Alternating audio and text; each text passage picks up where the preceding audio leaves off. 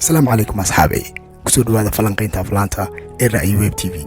maanta waxaan idiin wadaa filin dagaal shirqool ah 2016 oo la magac baxay Mechanic Resurrection. Arthur Bishop wuxuu ku nool yahay magaalada Rio isagoo la baxay magaca Santos. dadku waxay aaminsan yihiin inuu dhintay waana been abuur uu isagu ka dambeeyey. maalin isagu joogo meel maqaxi ah kaqna qadeen ayaa waxay u timid gabar waxayna u sheegtay inuu soo dilo 3 qof. naagta waxaa la socdo rag dilaa ah. Bishop sawir ayuu ka qaaday gabadhii, marka biskoolad ay ku qabatayna kursigii ayuu ku riixay. markii ay kuwii kale ku soo ordeenna uu la dagaalay wuxuuna ku booday wiishka.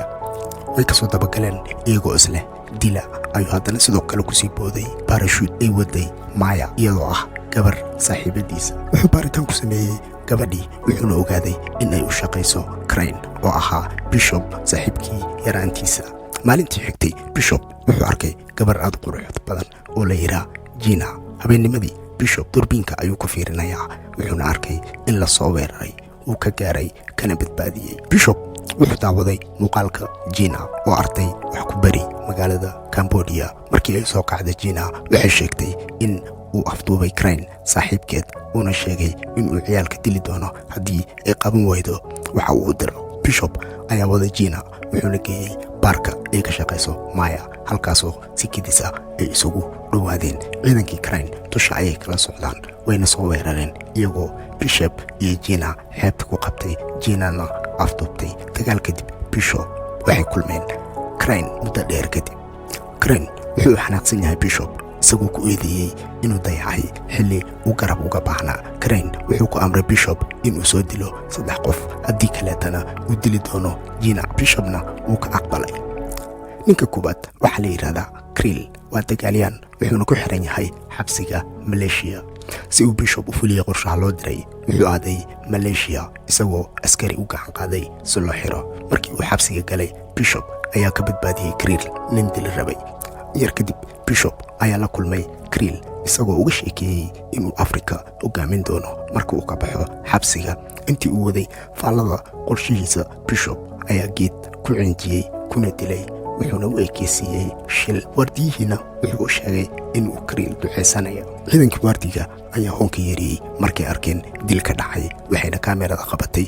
Bishop wuxuu derbiga xabsiga ku dhejiyey bom si uu u qarxiyo ugana baxsado wuuna ka booday isagoo sidii ku baxsaday. Crane ayaa la soo xiriiray Bishop lana hadashiyey Gina wuxuuna u sheegay inuu haysto 36 saacadood si uu u dilo qofka xiga haddii kaleetana uu dili doono Gina.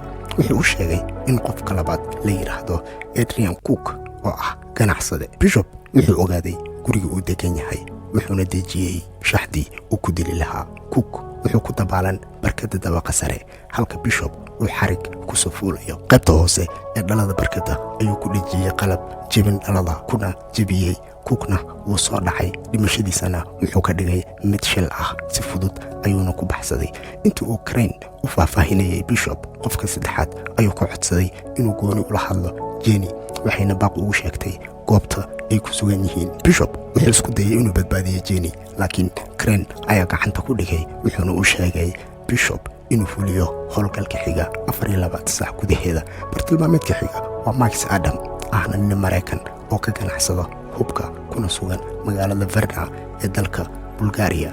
Bishop wuxuu ogaaday in Max yahay ninka keliya ee kula tartama Crane ganacsiga hubka. Bishop oo aaday Bulgaria ayaa uga digay Max shirqoolka Crane wuxuuna weydiiyey inuu garab siiyo si uu Gina u badbaadiyo. Maxna wuu oggolaaday.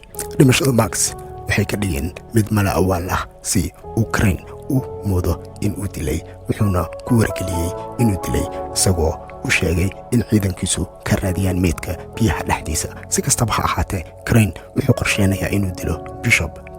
wuxuu soo galay doontii Crane misna sugay ciidanka Crane inta ay hoos u soo degi iyagoo u socdo dilkiisa. markii ay soo degeen wuxuu xabadeeyey qaarna bom ayuu u adeegsaday. markii uu Gina helay wuxuu ogaaday in uu Crane miineeyey doonta wuxuuna geliyey sanduuqa badbaadada isagoo hoos u fasaxay. Bishop iyo Crane dagaal ayaa dhex maray halka saacadda boomkuna xawaare ku socoto. Crane wuxuu Bishop lugta uga qabtay silsilad shalaafo ayuuna u dhigay. ugu dambayna Bishop wuxuu maareeyay inuu silsiladii ku xirxiro Crane wuuna orday si uu uga boodo doonta inta ay qarxin miinada. Crane qaraxii ayuu ku dhintay.